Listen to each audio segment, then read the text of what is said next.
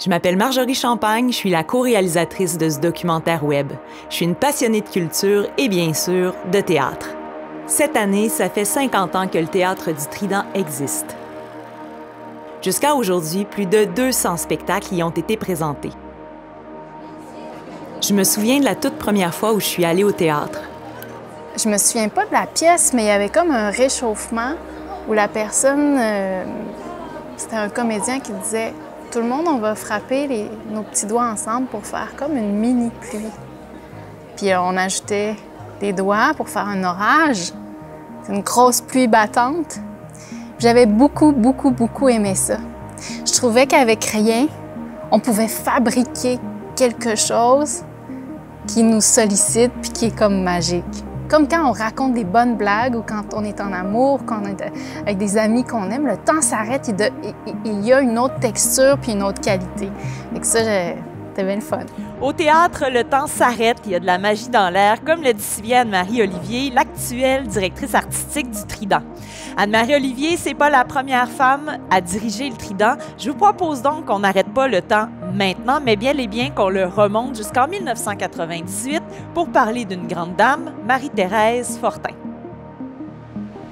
Bon, d'abord, c'est la première femme à prendre les rênes du Trident. Celle que vous venez d'entendre, c'est Chantal Hébert, professeure retraitée de l'Université Laval qui connaît super bien l'histoire récente du Trident.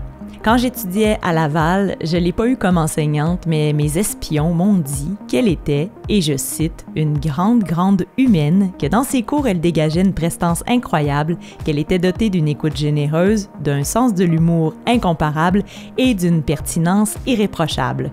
J'aurais aimé ça, pareil, l'avoir comme prof. Son directorat va être marqué par une sorte de continuité du travail qui a été amorcé par Denoncourt et par Roland Lepage. Continuité dans le sens où elle va continuer à mettre à l'affiche, à programmer des auteurs du théâtre de répertoire que l'on aime et que l'on va voir et revisiter au fil des années dans l'histoire, dans les 50 ans du Trident. Mais elle va aussi faire place à la création et un petit peu plus à des auteurs québécois. Il y a une petite brèche qui s'installe tranquillement dans la programmation et ce mouvement-là va aller en s'amplifiant au fil des années. Il y a encore très peu d'auteurs femmes qui sont montés sur la scène, mais il y aura des metteurs en scène femmes qui vont d'abord faire leurs premières armes sur la scène du Trident, qui vont ensuite aussi, au fil des années, devenir de plus en plus présentes à titre de metteur en scène. Première femme, donc directrice du Trident, ça n'a pas été un peu long, en 98? Oui, oui, c'était. Les femmes ont mis un petit peu de temps à prendre leur place. D'une part, à prendre leur place, et d'autre part, les hommes ou les conseils d'administration ont pris aussi un petit peu de temps à accorder le pouvoir aux femmes, à leur faire confiance. J'ai déposé mon dossier, je pense, à 5 minutes avant la fermeture, parce que je réfléchissais beaucoup et puis je me suis dit, à ma grande surprise, ils m'ont appelé un soir, j'étais à la maison, ma fille avait 6 mois. Et ils m'ont appelé pour dire, c'est toi. Alors là, j'ai pris toute la mesure de ce que je venais de faire. Qu'est-ce que vous leur avez dit? Je pense qu'une des choses que je leur ai dit, c'est que je trouvais qu'il fallait qu'ils fassent plus de place pour les femmes artistes. Et qu'il fallait prendre plus de risques sur des artistes, des fois plus jeunes, mais qui avaient un potentiel. Je trouvais qu'il y avait des œuvres, un certain répertoire qui n'était pas suffisamment exploré, à savoir le théâtre de l'Antiquité avec les grandes tragédies. Et que moi, ça m'intéressait. Puis en plus, il y avait là-dedans des personnages féminins tellement intéressants et riches. Puis on était dans une période aussi de Thatcher est au pouvoir, tout ça. Il y avait toutes sortes de choses qui étaient en train de se passer à travers le monde. Puis je trouvais qu'il fallait qu'on reflète ça davantage aussi. Je savais que le Théâtre du Trident avait des ennuis financiers, c'est-à-dire que les subventions n'étaient jamais suffisantes, puis ça n'a pas beaucoup changé, mais je me disais, on peut faire du théâtre avec très peu de choses, puis ça va être extraordinaire ce qui va se passer sur scène. Et il fallait que ça reste aussi une force d'emploi importante Je ne devais pas être la seule à avoir ce type de considération-là, mais pour moi, en tout cas, c'était quelque chose auquel je tenais beaucoup. Je tenais à le dire, en tout cas. Alors, j'ai été la première femme à dire qu'il y a eu Françoise Loranger qui a été au niveau de la fondation, sur le comité artistique au tout début du Trident, mais j'étais la première femme à diriger le Trident à cette époque-là. Moi, c'est Marie-Thérèse Fortin qui m'a ouvert la porte de ce théâtre-ci, puis qui m'a fait rencontrer Wajdi Mouawad, qui est un grand maître. Pour moi, c'est ma deuxième école. Puis de donner des chances à des nouveaux metteurs en scène, nouvelles metteurs en scène, des auteurs, des nouveaux comédiens, c'est super important, tu sais. Donc, j'ai l'impression aussi que nos frustrations, puis des fois certaines aliénations peuvent nous servir autant que des chances qu'on nous a données. On veut les reproduire, puis être bon et en santé, rester ouvert, ouais. Puis aussi, je pense que ma nomination a été une surprise dans le milieu. Alors, les réactions ont été diverses. Alors, ceux qui s'attendaient à ce que ça soit ça, on était comme « c'est quoi ça? » Et je pense aussi qu'il y a des filles qui étaient bien contentes que ça soit une fille. Elle est précédée par aussi tout un courant de théâtre des femmes, là, hein, qui, dans les années 80, est allé en croissant les revendications féministes, etc. Donc, elle a été précédée par ça. Il y a une voie qui a été ouverte et on comprend que lorsqu'elle arrive, le moment est venu.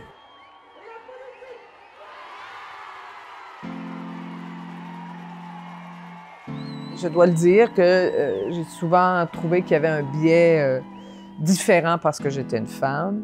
Je sentais parfois qu'on attendait de moi que je me plie à la place qu'on me désignait et de la façon dont on me la désignait et qu'il y avait des attentes. J'avais pas beaucoup de droit à l'erreur. Si j'osais prétendre à occuper un poste comme celui-là, j'avais besoin de ne pas me tromper. Et que tout le monde avait son idée de comment je devais diriger ça, alors que pour mes prédécesseurs, on était très il connaît son affaire. Oui, il connaît son affaire et tout ça. Puis bon, j'étais peut-être très sensible au regard ou aux réactions parce que j'avais intégré aussi cette règle-là dont toutes les femmes parlent maintenant plus librement. On en parlait moins librement à l'époque. Quelles ont été les pièces majeures qui ont été présentées à cette époque-là? Ça, c'est toujours délicat de faire des choix. Oui, c'est toujours difficile. Les Trois Sœurs de Tchekhov, donc un auteur du répertoire contemporain, mais un peu un auteur chouchou du Trident, là, qui va être monté à répétition. Mais ça, c'est dans une mise en scène de Wajdi Mouawad, vraiment une mise en scène iconoclaste où on va commencer à entendre la musique rock sur la scène. On découvre Mouawad comme metteur en scène. C'est une production qu'on a jouée au Brésil, à Moscou, en France. C'était vraiment extraordinaire. Ce créateur-là, il fait pas du théâtre de divertissement. Donc, il y a une charge, puis un but. Puis ça me touchait vraiment beaucoup. Ça répondait à une soif que j'avais. Le Théâtre du Trident a vécu une période d'essor depuis l'arrivée en poste de Marie-Thérèse Fortin. Depuis la saison 2001, 2 productions du Trident ont pris la route de l'Europe, traçant ainsi les premiers pas de la compagnie outre-Atlantique. Même la santé financière du Trident a été redressée ces dernières années. Vous avez une anecdote en lien avec le maire Lallier qui est intéressante. Jean-Paul était... je dis Jean-Paul. Monsieur Lallier, monsieur le maire. Quand j'ai été nommée, tout de suite, il m'a écrit une très charmante lettre pour saluer ma nomination, puis dire qu'il était bien content. Et puis, si je peux faire quelque chose. Et puis, bon, tout ça. On joue Les Trois Sœurs de Tchekhov dans une mise en scène de Wajdi Mouawad. Le directeur artistique du Festival de Limoges vient voir le spectacle parce qu'il aime beaucoup Wajdi. Le samedi soir, le dimanche matin, il m'appelle chez moi, Madame Fortin. Bon, il faut que ça vienne au Festival de Limoges. C'est extraordinaire. Mais j'ai dit, mais là, à l'automne, là, je peux pas. D'abord, il y a des acteurs qui pourront pas le faire parce qu'ils sont engagés ailleurs. On n'aura pas les délais nécessaires pour avoir l'argent pour aller chez vous. C'est compliqué, le financement des tournées, tout ça. Il faut absolument que ça fonctionne. Mais bon, alors, il me promet de voir de son côté ce qu'il peut faire. Je promets de mon côté de voir ce que je peux faire. J'appelle les conseils des arts. Bon, bien sûr, je tombais dans une craque, les délais, la tournée, invitation, c'était trop court. Tout ça était compliqué. Et là, j'ai fait, ben, je pense que je vais aller voir M. le maire parce qu'il me manquait un bon montant. Et que c'était vraiment dommage de ne pas aller à Limoges pour ça. Donc, il m'a accueilli dans son cabinet. Je lui ai expliqué la chose. Quand j'ai eu fini de parler, il m'a dit « OK ». Pas plus compliqué. Il a regardé son instant, puis on va arranger ça. Wow. Et ça a été pas plus compliqué que ça. Et quand on s'est retrouvés à Limoges, lui, il était, parce que Bordeaux et Québec sont jumelés, il était à Bordeaux. Et donc, quand on a fini de jouer le soir de la première, c'était le délire dans la salle. Et là, on a appelé Jean-Paul en disant, ben, c'est de l'argent bien investi parce que on va sûrement organiser une tournée. Il y avait des tourneurs qui voulaient avoir le spectacle et puis on savait qu'il allait avoir des suites à tout ça. Donc, il était très heureux de ça. C'est vraiment beaucoup grâce à lui que cette production qui a eu une longue vie, qui s'est beaucoup promenée à l'international, c'est beaucoup grâce à son flair puis à son ouverture d'esprit que ça a eu lieu. La face cachée de la Lune a été une pièce marquante parce que ça va permettre au public du Trident, à la fois, je dirais, au public d'habitués, au public de fidèles du Trident, de s'initier à un autre type de théâtre, qui est un théâtre de l'image, à connaître ou à découvrir peut-être cet auteur dont la réputation est plus à faire. Là, on est dans les années 2000, alors il est déjà établi, là, Robert Lepage. Mais il n'est pas venu encore sur les plateaux du Trident, sauf pour monter 2 Shakespeare auparavant, mais ses propres œuvres, on ne les a pas encore vues au Trident. Robert, souvent, il est invité par des grands théâtres londoniens ou parisiens à venir présenter ses nouvelles créations et tout ça. J'étais allée le voir pour lui dire, écoute, pourquoi tu casserais pas tes shows à Québec, puis après ça, tu les amènes. Pourquoi tu n'en casserais pas un à Québec dans une de nos saisons? Marie-Thérèse et moi, on avait travaillé sur des créations dans le passé et tout ça, puis elle savait que c'était une salle où on pouvait accommoder mes idées de création. Et c'est là que j'ai créé La face cachée de la Lune, que j'ai créé le projet Anderson, le Dragon bleu, puis bon, plein d'autres spectacles par la suite. Mais c'était un lieu intéressant pour faire de la création. Alors, Marie-Thérèse était très, très au fait de ça et elle m'avait aidé beaucoup d'ailleurs dans le premier spectacle que j'avais fait. La première création que j'avais fait là, qui était La face cachée de la Lune, elle avait été très, très, très présente lors de la création. C'est sûr, quand on a annoncé ça, les billets se vendaient. Ça, vraiment, ça, c'était fou. Mais on était surtout heureux de créer cette occasion-là. Et comme le spectacle était extraordinaire, vraiment une œuvre magistrale, ça a été le début d'une histoire, parce qu'après, ça s'est reproduit. Puis je pense que Robert a trouvé qu'il y avait plein de bons côtés à ça. Oui, bien, ça me faisait au moins une maison à Québec, parce que c'est ça le problème à l'époque. Pour financer les projets, la compagnie Ex Machina devait aller ailleurs. On devait toujours faire des coproductions avec l'étranger, avec les grandes maisons, soit les grandes compagnies de théâtre à l'étranger ou les grands festivals. Et avec ce financement-là, on pouvait créer nos choses à Québec, mais c'était toujours comme au Trident. Et donc, avec le temps, même quand on a eu la caserne, parce qu'on s'est créé un centre, une espèce d'incubateur de tous nos projets. Le Trident demeurait notre allié privilégié. C'est vraiment là qu'on avait l'espace, qu'on avait les moyens pour pouvoir présenter nos spectacles. Une autre pièce, À toi pour toujours, Tamarilou, une mise en scène de Gilles Champagne, qui lui aussi sera directeur artistique au fil des décennies. Une mise en scène beaucoup plus sobre cette fois-là, où on est dans un autre type d'esthétique. Et là, c'est une collaboration avec Jean Hazel à la scénographie, où le travail scénographique sert particulièrement bien cette lecture renouvelée de Michel Tremblay. Alors, on a un plateau rempli d'eau très noire, sur laquelle flottent des statues de la Vierge, des bouteilles de bière.